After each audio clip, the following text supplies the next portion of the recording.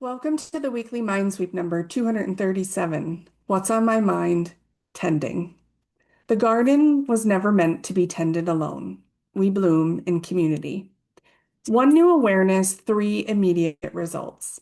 The body doubling idea from last week started growing the way most good ideas in our curated community start. Someone said the quiet part out loud.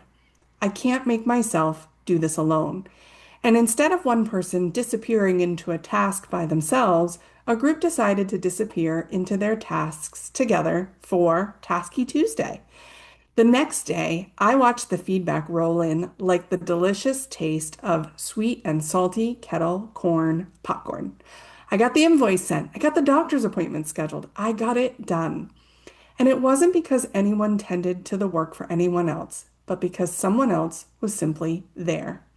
Then there was myself with a Friday alone to get work done, sitting there staring at my own blank screen for an upcoming event.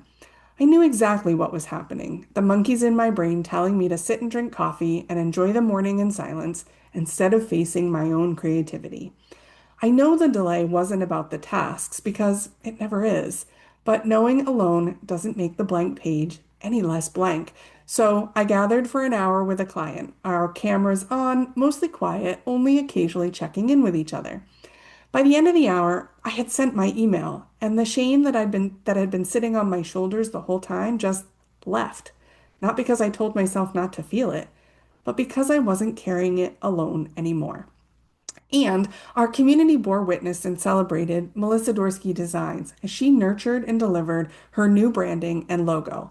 Loud, proud, and full of beautiful color and design that reflects her infectious personality after tending to the steps, holding her back, and asking for the support she needed. The appointments got scheduled, the email got sent, and the new branding has been launched. Tending with support matters. We've spent 3 weeks in the garden. This month, we've been tending to an idea the way you tend to a garden or a fire, with presence, awareness, and patience, which can feel very unglamorous and lack the dopamine we so admire. In week 234, Curated Conversation, we named it. We planted the metaphor. It roots before it rises. I shared with you about my notebook full of ideas labeled brilliant ideas that'll make me rich that never actually left the page. We met three versions of ourselves, the notebook person, the builder, and the finisher, and realized most of us have been all three at different points, and sometimes we see it all in the same week. We learned it roots before it rises, but it can only root if you actually tend it. In week 235, Mind Your Business, we applied it. Tending is a verb, not a verdict. I tried to put into words what tending actually feels like when you're a creative entrepreneur. It's similar to trying to have one conversation while three other people are talking to you at once. You sit down to work on the offer you're building, and the podcast idea taps you on the shoulder, and the overdue rebrand whispers at you from across the room, and the book you've been dreaming about pulls up a chair and asks, "What about me?"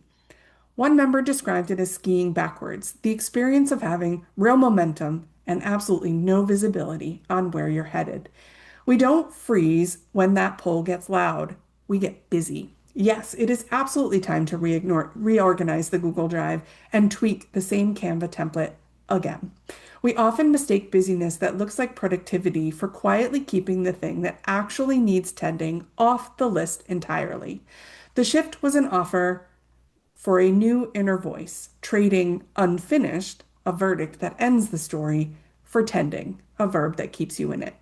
And in week 236, Manage Your Mind, we brain geeked out. The space between the forest and the fural.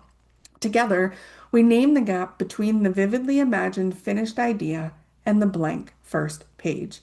We traced it to three stacked brain differences: a shorter planning horizon that makes the future feel like not now, an executive function sequence challenge that makes breaking big ideas into steps genuinely harder rather than the matter of our effort, and an interest-based nervous system that runs on novelty and intense urgency rather than importance of the task alone.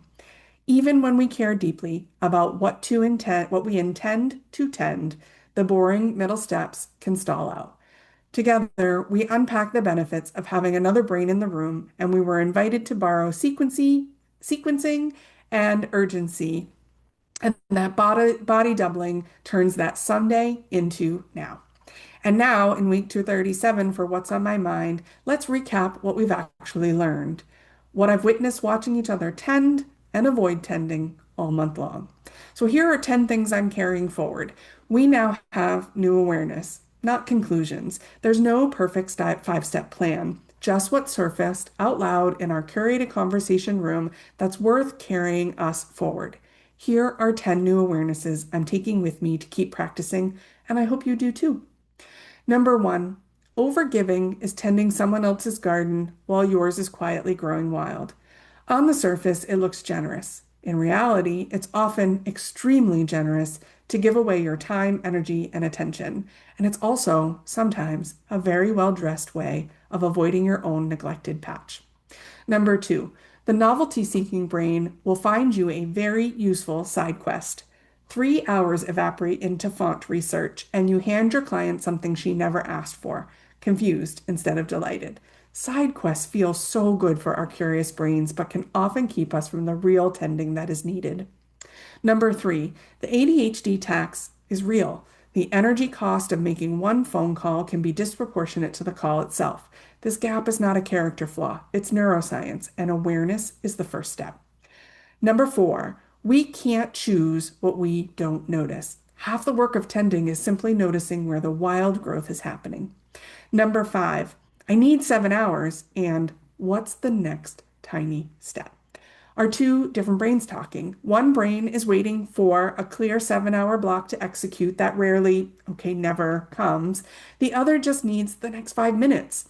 That voice shows up quieter and it usually gets talked over. We can't find more time. We need to let the quieter voice answer first. Number six, we are communal creatures. We need other humans to meet us where we are, not to do the task, just to witness it. Number seven, accountability, not more effort, is often the missing piece. Small steps still count, even when the whole staircase isn't visible yet. And the relief of, I'm not the only one, is doing more of the work than any productivity hack ever will. Number eight, shame doesn't need to be fixed. It needs company. It tends to leave the room on its own once someone else walks in. Number nine, what's boring for one brain is someone else's edge. When someone can't make creative progress the same way I can't break a big idea into steps, it's not that one of us is more capable. It's that tending shows up in different spots for every brain, and that's not a flaw to fix. It's just where the edge is. And number 10, I don't know why I don't get it done, is usually fear wearing a costume.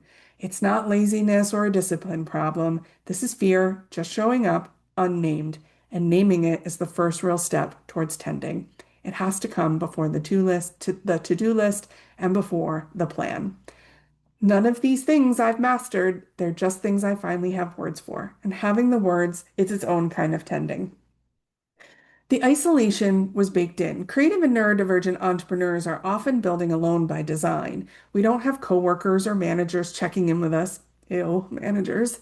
There is no one clocking when the invoice went out or when the pantry got reorganized instead. For us, isolation makes tending hard. And isolation is baked into how most of us build our busyness to begin with. We designed it that way on purpose most of the time without realizing it because independence feels safer. It feels like freedom from the system. It feels like proof we don't need anyone's permission to start.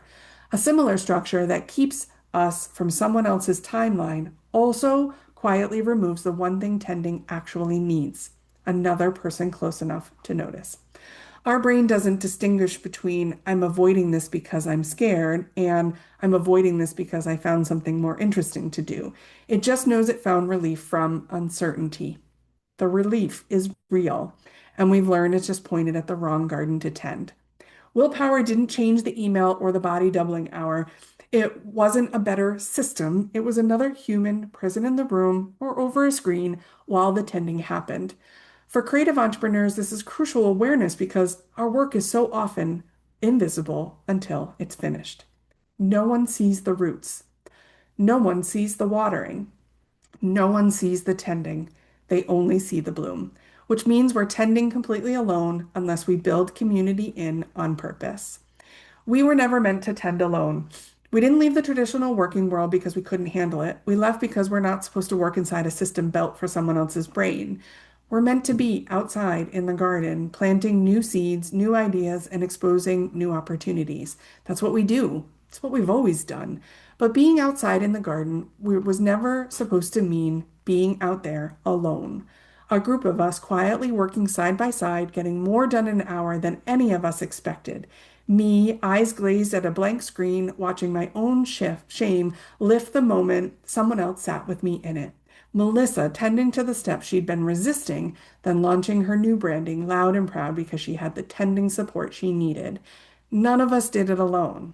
None of us were supposed to. The garden was always meant to be tended in community by all of us, side by side, hands in the same dirt. My two questions for you this week. When shame shows up around something unfinished, what would change if you brought someone else into the room instead of trying to muscle through it alone?